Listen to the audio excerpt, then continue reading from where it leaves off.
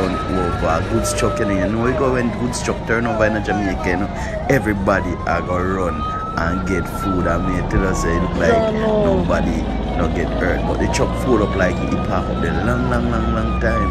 You understand me? You know, if I have some old truck a dash down a roadside, I say truck park up.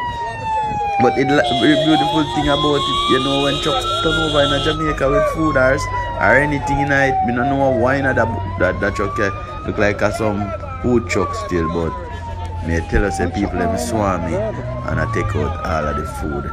And you know the police them going on, the police them make sure say a bus shot. So people, we have that video, you have to showcase to them because see what go on. And if I've never been, Mommy Bay, St. Ann, Jamaica, truck turn over and me tell us say, yo, for me people them no play. Them make sure so them take up every ghost tree.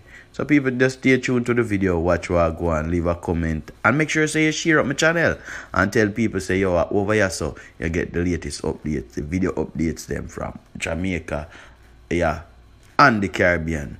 Yeah man, straight crazy man. First time, make sure say you subscribe. Crazy.